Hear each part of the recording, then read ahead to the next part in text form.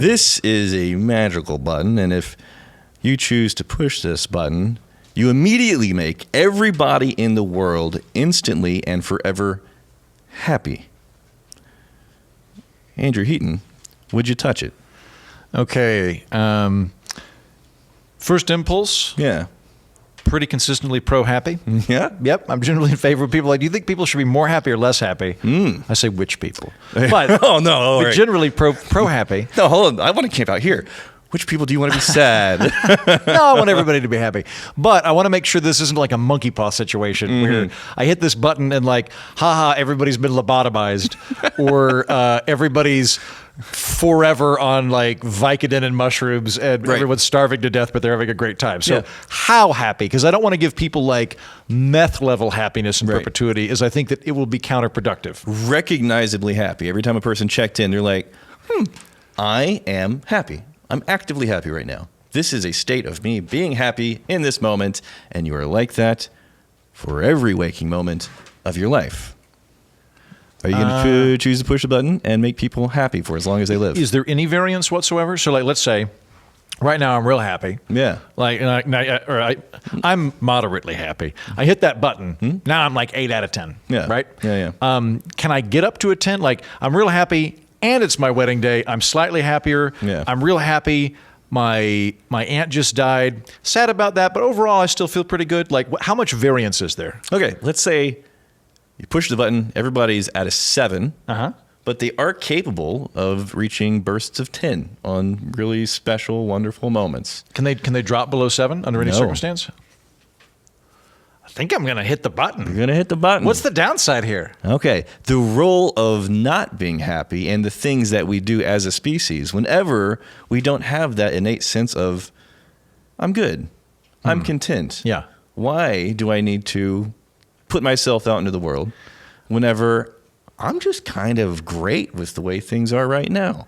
Yeah, I don't want to get it again. I don't want to get to the meth level where Yeah. someone's like, I could eat. I don't have to eat. I don't care. And they die. Like, I don't want to that Yeah, level. What you're describing sounds like the goal we're working towards in civilization. Yeah. Like, it's like, what are you trying to do? We're all kind of trying to get to the point where everybody's like pretty happy. Yeah. Interesting that you would say that, because this idea, this fixation on happiness as the priority, this is a very, very Western idea. Yeah. Life, liberty, and the pursuit of happiness. You go to other countries, happiness is not part of the, it's just like, oh, it's an emotion, but it's not the goal. And in the States, in the West in particular, Yeah. it's like, no, it's the goal. If you're not happy, there must be something wrong. Yeah. So it's that idea of, well, one, why is happiness such a core part of what we should be aspiring to every single moment, the goalpost by which we're measuring ourselves, our state of being? And if we're falling short of, quote unquote, happy, then there must be something wrong. Yeah. Whereas other countries, it's like, okay, no.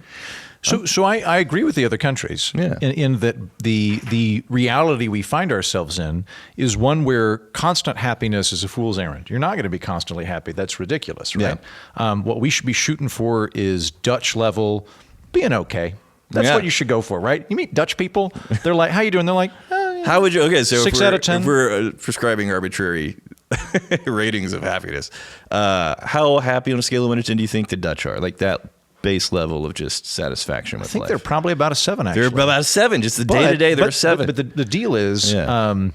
they're routinely voted. Like, it's them and the Finns. The Finns are routinely voted like happiest people in the world based on a bunch of metrics and things. I brought on a Finnish lady a couple of years ago to talk about this. Was she happy? I think the trick is they're not gunning for happy.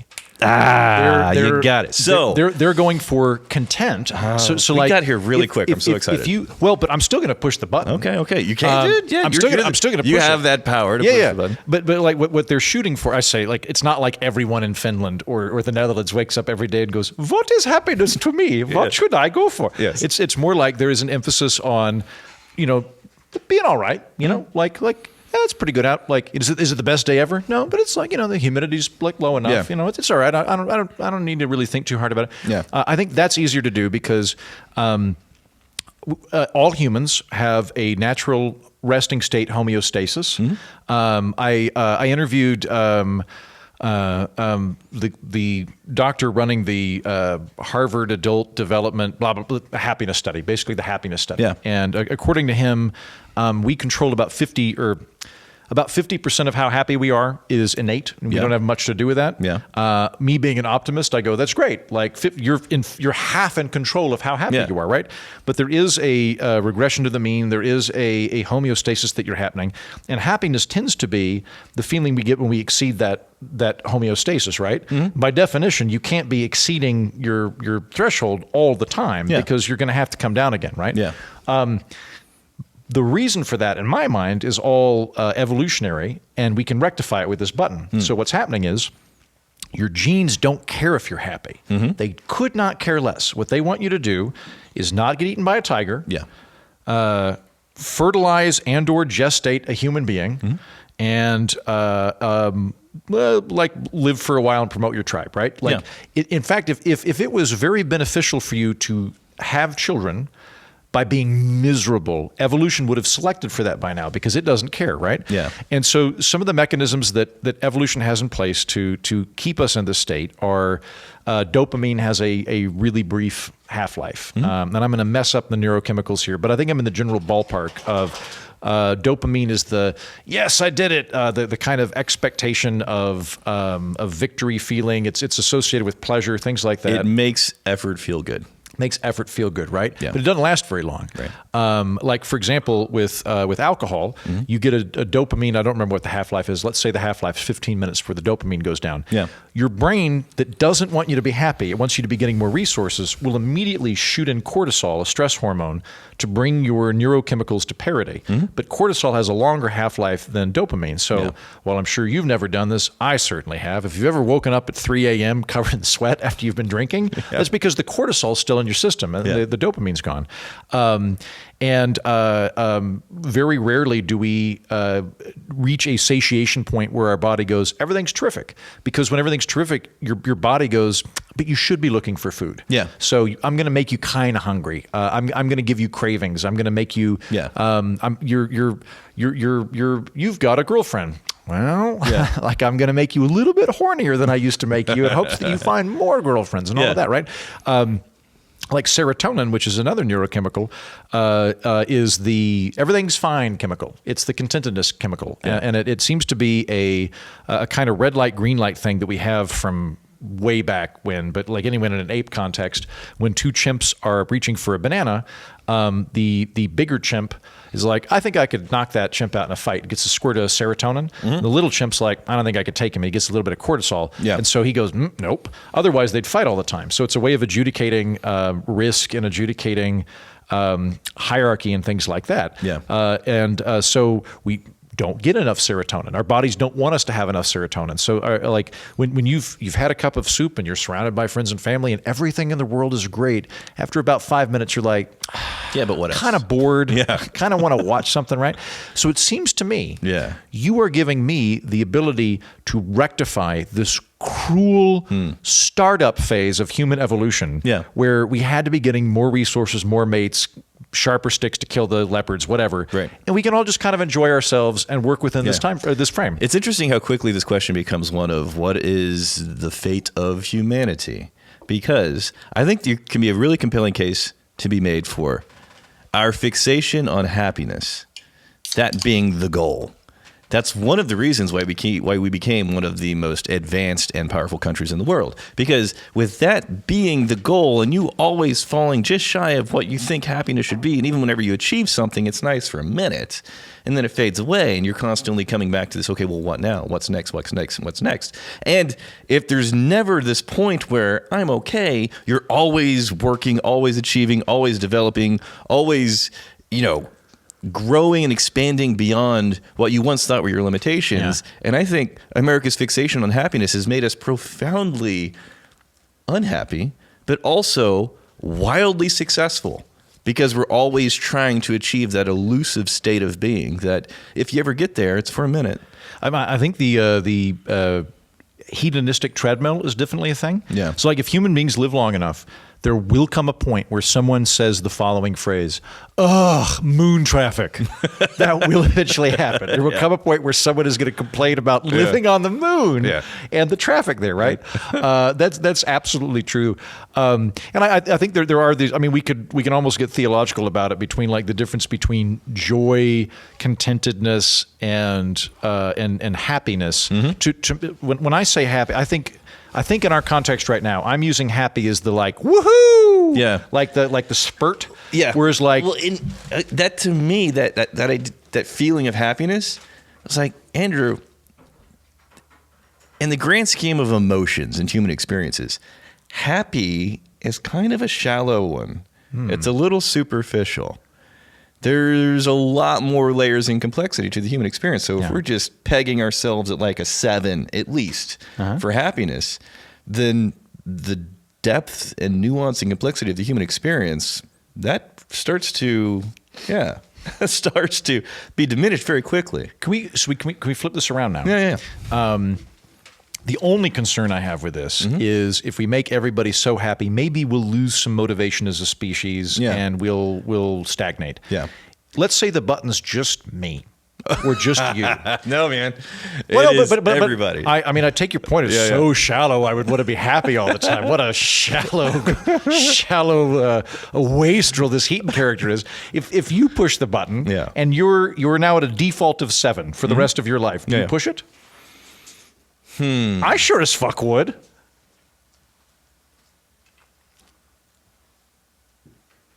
I'm leaning towards no. Really? Yeah. Okay. Because, and again, just for your art, we're doing. Yeah, come on now. Well, that's all right. Really quick footnote: the art that comes from the depths of despair, like you lose out on all of that, like the profoundly overrated. Okay.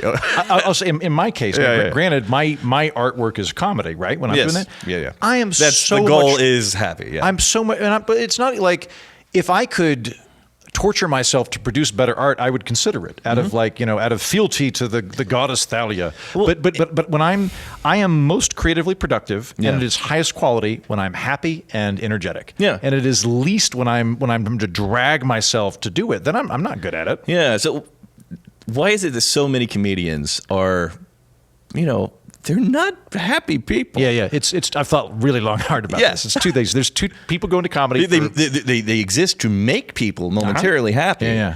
But most of them not happy. Yeah. There's two sorts of people going to comedy. Yeah. There's people that like singing and dancing. I'm in that category. I'm like just Dick Van Dyke. Dick Van Dyke, I've never met him. Yeah. Seems like a pretty happy guy. Yeah. I don't think he would have made it to 98 or whatever he is right now if he wasn't like pretty happy. Wait a minute, is he still alive? Oh, he's still alive. Oh my God. Yeah. He was just in a Disney remake of Mary Poppins and like, okay. But he's the old They banker. wheeled him out or something. Yeah, they're like, listen, you've had 50 goddamn years to work on this accent, Dick. True story, by the way. British audiences thought that he had a mental disability because the accent was so terrible that they thought that it was like, he's got Down syndrome, then doesn't he? Right. Like they thought it was something like that. There are people that just like entertaining, in the same way that there are people that go into singing and things like that, right? Yeah. And then there are people that go into comedy because they want to work out trauma that happened to them, or it's a really good deflecting mechanism, or it's some kind of defensive mechanism. I've got a touch of that. Yeah. I think like if you're in high school and you learned that if you make people laugh, you control when they laugh at you. Yeah. Like I love being laughed at when I've prompted it. Yep. I don't particularly like the feeling when people are laughing at me and I don't know why, right? So maybe I'm both. Man, that was one of the first things I learned from my very, very first job, like even beyond school. I was working at a grocery store, right? And I was like one of those baggers. Yeah. And I very quickly realized if you can get in good with like your bosses and your managers, you have the run of the entire operation. You can do anything whenever you want, however you want, because they just like you and they like you being around, and you make them feel good and happy, and you give them like pet names and you joke around. Basically you're making them happy. Yeah. I was like a 16-year-old kid. I had the keys to every room, the choice of any job. Mm-hmm. They had me train people, who was a horrible idea. It's like, do you understand how much work I'm not doing? You're having me train people. I don't know how to do any of this stuff. No, it'd be great. It'd be great. And it worked out fine. But it's this idea of happiness and bringing people enjoyment being a gateway to opportunity and experience. Like, Yeah. I absolutely get that side of it. Yeah. But yeah, in terms of so there are people that are. Like, I think that there's the deflection side of it or the advantage side of it. There's definitely people that are working it out. Like, I don't know why it springs into my head, but like Titus, as I recall, maybe I'm completely messing this out to get didn't he have like a TV show for a minute? He did a TV show, and I could be wrong. I think we follow each other on Twitter. So Titus, if I'm messing this up, I apologize. But I want to say he had like a fairly difficult childhood, and that like for some people it becomes a coping mechanism, right? Yeah. Now the tricky part is this: a lot of us Dick Van Dyke characters fail, and we have to wade through hours of just emotionally debilitating open mic, toxic misogyny bullshit, and we become the other people over time. So if you're in the Dick Van Dyke love singing and dancing and making people laugh mode, and it doesn't work out well for you, and you don't have presence of mind to find other things that bring you joy, you become the other people. So there's a lot of that. That being said, though, I feel like the amount of comedians I know is now a lot that I regularly hang out with is a lot smaller now than when I was in New York. Yeah. The comedians that I hang out with are pretty happy, emotionally moderated people. Yeah. Like, so I think that the ones that stick around oftentimes are. So you do not care that the the nuance and complexity and depth and layering of the human experience becomes much more superficial if you were just pegged at 7 in terms of happiness. That's why I want to be careful about what we're doing here. Yeah. You're not eliminating bad emotions. You're just setting the basis of happiness higher, right? Well, let's talk about it. Let's say we eliminate the bad emotion. Now, all of a sudden, we're in territory where I think this becomes very, very dangerous for the species. Because I think you just went, would you like to make everyone a sociopath? No, I do not want to make everybody a sociopath. So, what I'm thinking is like if you're on SSRIs or something, you're on antidepressants. Yeah. Like this should be where you're at. Yeah. And you're down here, and we're going to take it up to here. It's not like, as I understand it, and I've been on antidepressants a couple of times. Yeah. I don't want anybody to get shamed by this. Sure. But it was pretty brief, and they were pretty light.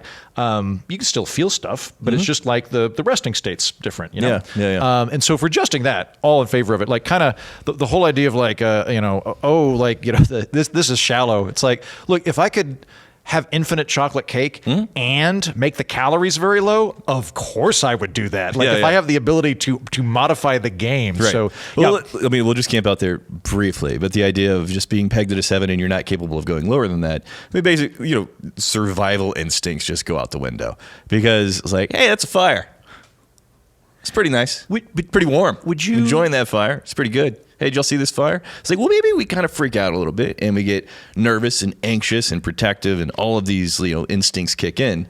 But yeah, the idea of happiness being the goal and you're constantly falling short of the goal. That's why I think bringing it back to us in the West, that's why I think people are very, very, especially right now in this window of time, very, very focused on how much they aren't happy.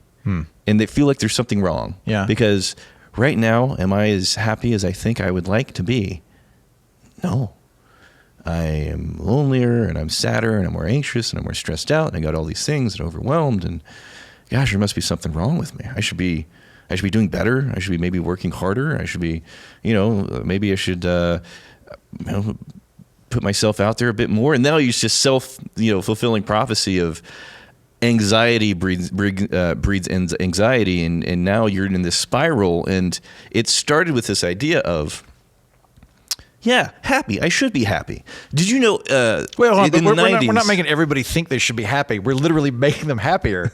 So it's not like this is going to backfire where they're less happy. They can't go below a 7. Very good. So they can't go below a 7. One of the things I want to explore briefly about this idea of implanting an idea in a culture's head is, I recently found this out, but in the 1990s, there was a group of very well-meaning psychiatrists, and they started going around. This is ominous. If you use the phrase, very in well-meaning. In the past, there were well-intentioned psychiatrists. Yes. Please go on, sir. So they traveled the world, and they wanted to spread awareness for anorexia. Because in the West, in the 90s, like, oh, it's horrible. And they wanted to explain to people that anorexia, it's something that should not be judged. It's something to be understood. It's something to be cared for. You should not be ashamed. Here are celebrities that have struggled with anorexia, and they have gotten the help and the support that they needed to, break out of this troubled state of mind, this unhealthy path. Not only that, specifically, anorexia tends to affect younger women, upper middle class, and if you know anybody that has anorexia, just understand that it's not something that they should be ashamed of. They went to Hong Kong, spreading this message far and wide of how anorexia is, it's something that we can help you with. There was effectively zero anorexia in Hong Kong before they showed up. Within 3 years, the cases of anorexia in the exact group that they were trying to help, young upper middle class women, had increased by 2,500%.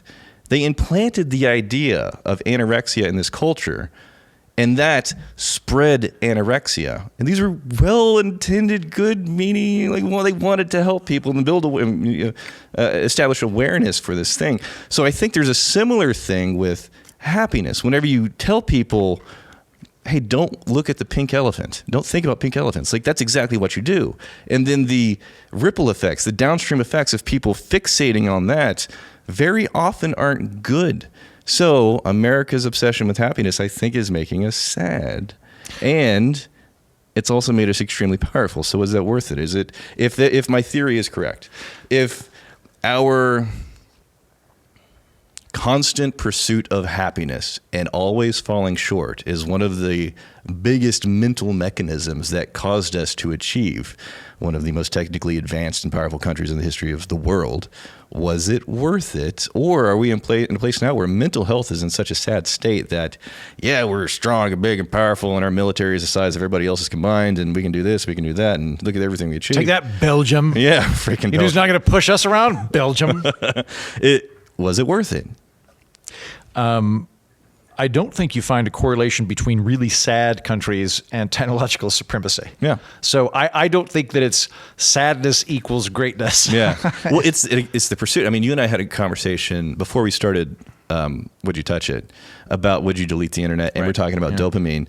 And dopamine is the thing that makes effort feel good. It's that achievement, and the role of media and video games and porn and substances, and that giving for all intents and purposes an artificial fix that you keep having to go back to for more and more. But if you look at a life spent going to these easy, just the button of dopamine as opposed to actually putting your time and energy into something worthwhile. Mm-hmm. You look at a life spent as well, I didn't really do anything with my time on this this planet. And so in this situation, it's that effort, that trying to achieve, that trying to expand and stretch and endure beyond what we're comfortable with, that sense of, chasing the greener pasture, that's something that I think has got us to where we are. But I don't know if mentally our health is where it should be because we've made that a priority. Pursuing happiness. I partially agree with you. Yeah. In that happiness is a secondary emergent effect of other things that are within your control, right? So if you're baking a pie, you're not if you were just trying to get the pie to smell good and all you were going for was the smell, you're probably going to mess up on the taste, right? Mm-hmm. You actually have to focus on the recipe and the putting in the margarine. I've never made a pie. Cane sugar. Butter. I'm going to say butter. Works. Rhubarb. I believe that is in pies.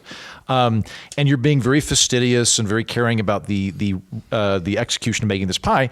And at the end, when you've done all those things, it ends up smelling good, right? So I think you're right about that. If your goal is be happy, you can end up making yourself sad by focusing on the wrong thing. I don't disagree on that. I don't think that's why America's sad. I don't think America's sad because everybody goes, you ought to be happy. And then we think about it and go, I could be happier. I think that there's a bunch of structural things there. I think we've talked about this on the show. You may or may not know this. We've been recording this over 8 months and usually I'm drunk. So I have no idea what we've previously talked about. So forgive me. This is the 8th time we've talked about happiness. We're going to get it right this time. I think that in the future, historians will look back in the period we're living in, the era of Rex, and they will go, wow, what an God, amazing... don't name this after me. I didn't do it. Oh, that'd This be was great. not me. Like when people talk about Victorian and stuff, they're like, God, that's pretty Rex. Like you're actually Shit. pretty Rexic.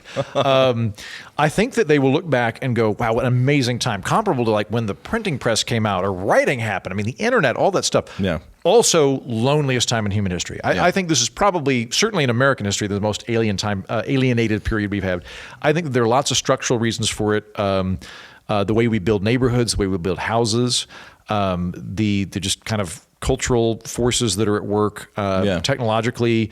I don't know, Well, if I'm going to, grab some kind of straw here, for example, the way we build neighborhoods, the way we build cities, if you're looking at our economy and our incentivization for people to go out and achieve, it's money. And money, at least in our country, is very often associated with happiness. And so putting things together in the most monetarily and profit, producing forms is good for the person that's pursuing that project, the producer, the entrepreneur, the developer, the creator. That's their pursuit of happiness. But it didn't actually take into account, well, what is it like to live in that neighborhood? Yeah. What is it like to live in that city, to I think go to those stores? our What is it systems- like to go to those coffee shops? Now, if the pursuit of happiness has the downstream effects of people that have the influence and contacts and resources, and they can put together these businesses and these corporations and these cityscapes, and they can plan environments, professional and homesteads that we live in our day-to-day lives. But if their incentive structure is one of profit, and I promise I'm not a communist, but if their incentive structure is one of profit, because for them, that's how they become happier in this frame, this format, this society, then they're pursuing happiness. And that's the ripple effect. It's kind of what I'm talking about. It's not an individual. It's an individual that has a ripple effect, and because they don't really know what makes them happy, we've just been given, money, success, professional achievement. And if that's what you're pursuing, then I think that is how we're seeing our day-to-day lives. Seeing franchises, you're seeing neighborhoods where it's just a cookie-cutter homes, and you're seeing just like very few parks, very few opportunities to organically meet another human being. You're seeing This is kind of what I'm talking about. Is I think it's all structural stuff that's making us lonely. Well, and I think that's why we're unhappy, is we're lonely. Yes, and I think that loneliness, the structural stuff, exists because people are pursuing at all costs money, because in our society, money is so closely equated with happiness. Great point. I think that obviously just trying to live your life for money is not going to make you happy. Yeah. Doesn't hurt. But if that's the goal and you get it, you're not going to really be. When you're looking at a big system, like a large country, there's only three ways you can get people to do things for other people. Love, money, and force. I can threaten to throw you in jail. I can pay you, or you can do it because you love me. Yeah. Love's the best one. It doesn't scale very well. It's very difficult for me to just love everyone in Cincinnati, a city that I've never been to. Probably great, but right now it's an abstraction to me, right? Yeah. Whereas like if somebody in Cincinnati offered to pay me, that is not an abstraction, right? So I think that wealth-based system is very good for accumulating more wealth. Now we can make a very good argument that we've exceeded the wealth we need, and we ought to focus on the love more. I agree with that. I would put in a couple of hazards, though. Money, the phrase is money doesn't buy happiness. The data that we have from well-meaning psychiatrists is that money has marginal utility to it. So a better way of phrasing this is you do need to have money to be happy, but at a certain point, it's bringing you less and less utility. Diminishing returns, absolutely. Diminishing returns. So like there's a book called Flow by really long Czech name that I can't remember, that came out in the early 2000s. At the time, what they figured out was that in circa 2005, you need about $70,000 to be good, like in the United States. And if you're making, I think it was $70,000. If you're making $70,000, and ideally in a job where you see the end product, you feel like your effort has no, effect. construction workers, yes, Yeah. to your point, Yeah. they can see the before and after, and they have more so than the vast majority of other professions that innate sense of satisfaction, contentment, accomplishment, happiness with the job that they're doing. Because I made a difference. I can see the fruits of my labor immediately, as opposed to I sat in front of a screen and I don't know, something happened. I fill out forms and things like that. Yeah, and they found that like the more money you got, it did make you happier, but it was diminishing returns. So like if you're going from $30,000 to $60,000 a year, you are probably going to be happier. Odds are you'll be happier for that. If you're going from that's $30,000. If you're going from $300,000 to $330,000, right, probably like for a day or two, you'll be slightly happier. But it's diminishing returns. I think a good way of thinking about it is money is another word for options. Yeah. You can you replace money with options. You can replace it with time. So if you had more time and you had more options, would you be happier? Yeah, up to a point. But then there's only so much time you can take advantage of. And there's only so many options that you can take advantage of. Well, like that same book, they figured out that, again, near as we can quantify this stuff, having a group of people you see once a month, like a book club, or a laser tag group or some kickball team, whatever. Yeah. If you see them at least once a month, that's equal in happiness to getting about a $10,000 raise. And so, like, the next question is, it's a lot easier to go join a book club, right? Like, why? Like, then why? If the goal is to be happy, why would we be going after money doggedly? Your point is taken that going after happiness doggedly might have the same side effect. Yeah. Huh. Although I do want to point out too here, like with countries that are very poor, like if your children are near starvation, you're not happy. No. Like it's we have this Fern Gully model in our mind. Right. So we're talking about it's because we're so greedy and divorced from the land. If only we were simpler and living back on the farm. And we're talking about go hang out with them and Maslow's hierarchy of needs. All of a sudden, if you don't have food and shelter, then like you don't give a crap about self-actualization. And the fact that this is one of the biggest problems for most people in our society, like anxiety and depression. It's like, well, those are rough, and I don't want to discount the pain and struggle of going through that, but it's a better problem to have than I don't have enough water today, or sure would be nice to have a roof over my head. Yeah. So here's the other, to go back to this though. We're bringing it up to a 7. Yeah. I'm an extrovert. You're an introvert. Yeah. I'm getting better at being extroverted just because the nature of my job demands that I very often have, podcasts. And I am becoming less extroverted as I lose energy in my incremental march towards death. So I'm beginning to mellow out. But like, I work from home, so a lot of the time when I'm done at home, I have to go out. It's not that I want to go see people. I have to go see people or I will get depressed. I've realized this. If you suddenly brought me up to a 7, I might want to go see people, but all you're doing is liberating me from the craving and the need there. Where I might, like my friends call me, I would like to go see you, but I don't have to go, oh my God, I have to call all of my friends to see you can have dinner with me or I'll slump into a depression. Yeah, pretty good. Yeah. I don't think that if you brought me up to a 7, I would just like slump into a beanbag forever and never do anything. So the progression of the species in terms of like technology and advancement, everything from mobile devices and electric vehicles and the proliferation of desalination plants, and are we going to Mars, and all of these things. Do you think progress would slow if people didn't have that innate sense of unbridled ambition and discontentment with their state of being? Would we immediately, at the push of a button, slow down human progress and potential? I think it'd speed up. I think most of the negative emotions we have are cognitively inefficient. So I'm not saying you can snap your fingers and just get out of it, but like if you were depressed, you're not firing on all cylinders. You're not being that productive. Absolutely. If you were anxious, like there's also been studies that like people that are below the poverty threshold or are like on the line of the poverty threshold in the United States have lower functional IQ. That is not to say that they're poor because they're stupid. That is to say that when you are poor and freaked out about it, your brain is so stressed that the bandwidth reduces and you just start dropping plates left and right. So if you were to like lift that up again to where people aren't having to be stressed, I think it would just free everybody up to work on stuff. So like as opposed to now, I'm trying to build my rocket to Mars, but I'm slinking into the office hungover because me and my husband got into a fight last night and like all that. Now I'm just like, I show up like I had 2 drinks instead of 5. Gonna build that rocket. Love building rockets. Brings me joy. I'm gonna get from a 7 to an 8. Yeah.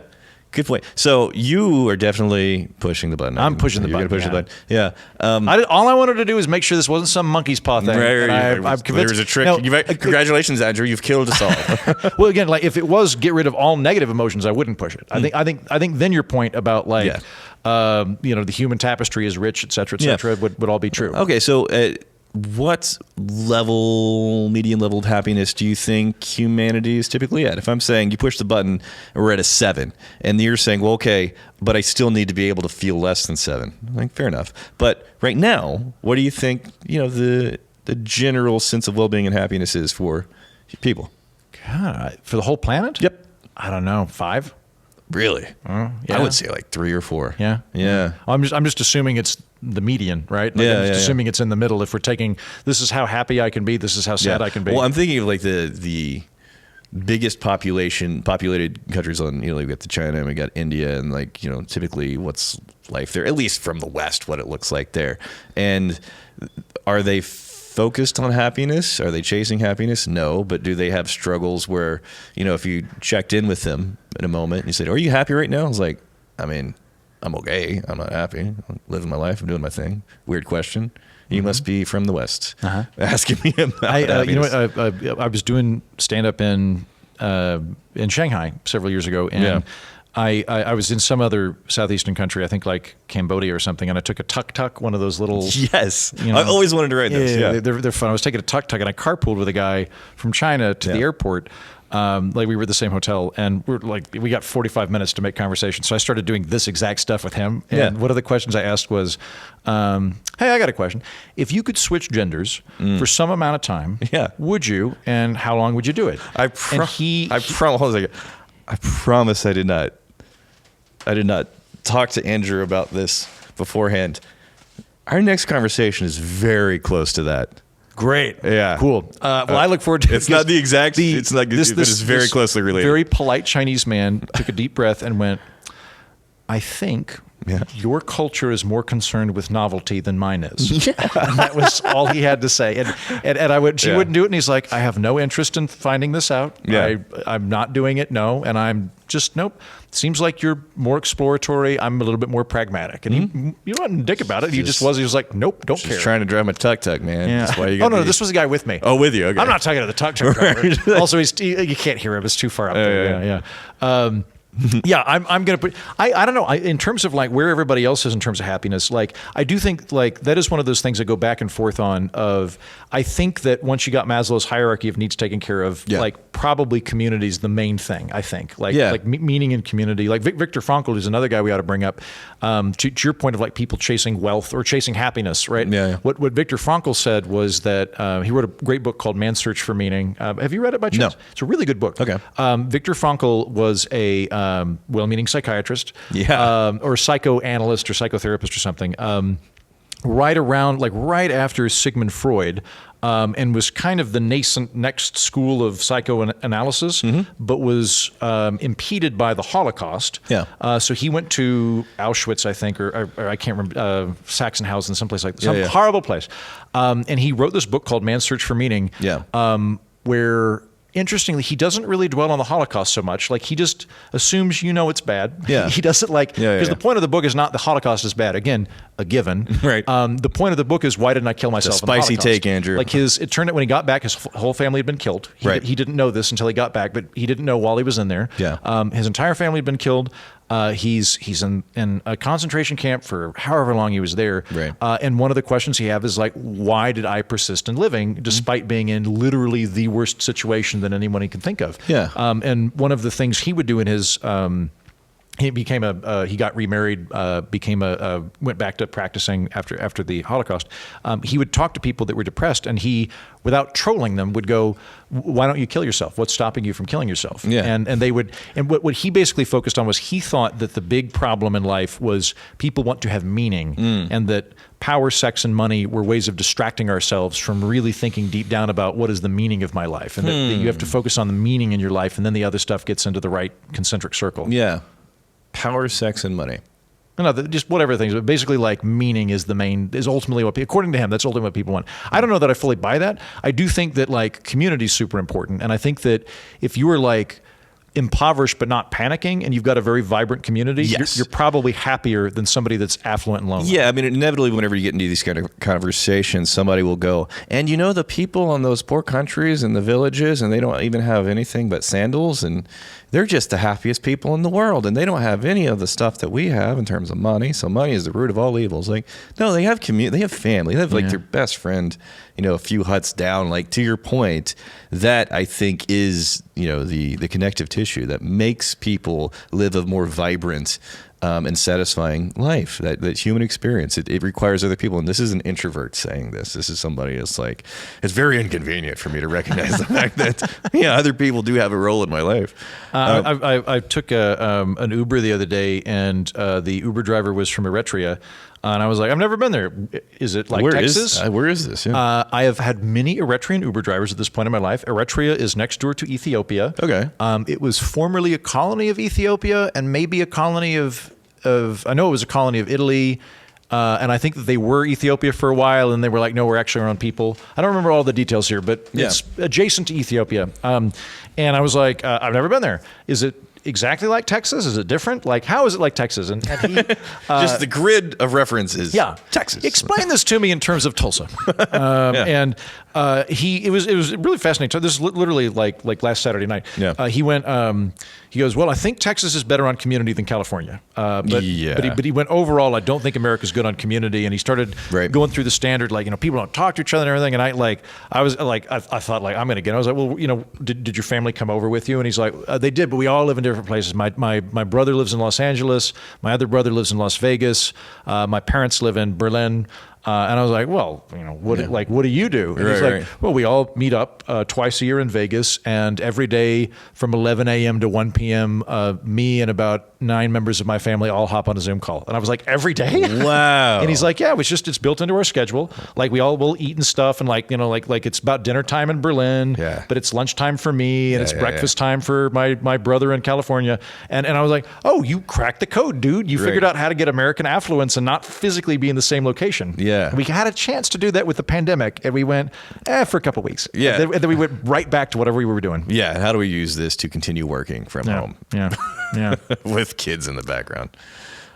So I am also considering pushing this button. Yeah. I can never tell if you're playing devil's advocate or you actually think usually it's a bad do. idea. No, I usually do. Because I'm definitely pushing this button. Well, and often the topics that I'm choosing. Right now, there's somebody seriously depressed at home watching this on YouTube. Push the button. Please. Push the button. Would people work less hard on rockets if I push this button? No, these questions basically are ones where I can see a pretty good case to be made for either side. And getting your input, I think, okay, this is possibly going to color my answer on this. But I have a very specific reason. Okay. And my big thing is going back to the sources of dopamine addiction and the things that are just commanding our waking moments: entertainment, video games, porn, like apps, you know, substances that are detrimental to our health. That is basically a Band-Aid to cover up this innate sense of not happy. And all of a sudden, if people were just brought up to, on average, a level of 7, they don't have to be addicted to porn and going to these substances and, you know, just, you know, fixating on the video games to feel like they accomplished something. They can wake up and be like, I'm good. If you had sufficient serotonin, like serotonin's really associated with status. And Yeah. there's a wonderful book called The Status Game by Will Storr. It blew my mind. It's one of Yeah. 3 books that's blown my mind in the last 5 years. And so much of what we're doing constantly is just asserting our status level in a given environment, and people Yeah. get really depressed when they don't have it. Or a corollary to this, if we're going back to neurochemicals.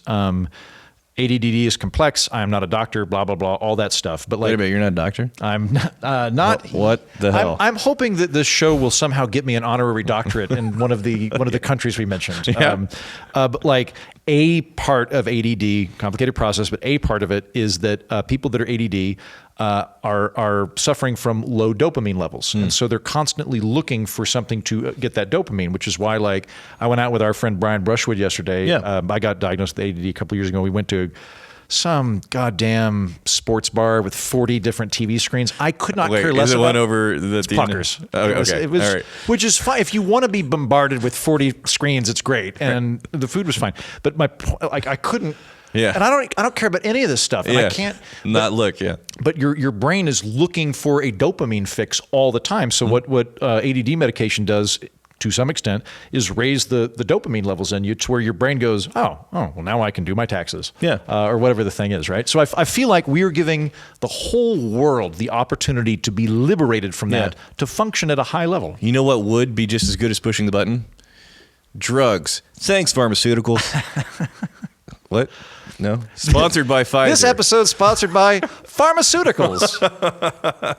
You know what? After we've had this conversation, I think I would be a great pharmaceutical spokesman. Yeah, you just need more drugs. Yeah, I'm kind of like Mr. Rogers becomes an attorney character. I could really push some stuff. I have an interesting relationship being the proprietor of the world's first crowdsourced distillery, and then the co-host on the two largest whiskey channels on YouTube, because that is a controlled substance, and that is the exact thing that a lot of people are abusing to try and take off the rough edges of their life.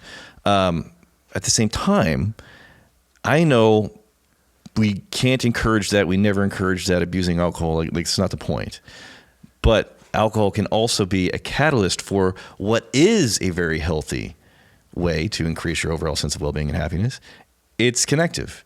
The experience around a truly exceptional bottle that everybody around that's really into whiskey is like, oh my gosh, it's 23 years old, or I can't believe you got that limited edition. Whenever people get together and have that shared experience, that's the purpose of whiskey. So it's this weird dichotomy of, the bottle itself, this could be a very bad thing in your life, but the experience you have around that bottle could be one of the best things in a person's life. So I'm always juggling those two ends of it. And it's a constant state of how do I reinforce that one side and then make sure that I'm not neglecting and ignoring the thing that could go wrong with alcohol in a person's life. But that's not the point. I mean, we're not getting drunk and we're not shooting alcohol. It's not dude bros. It's not the frat culture around alcohol.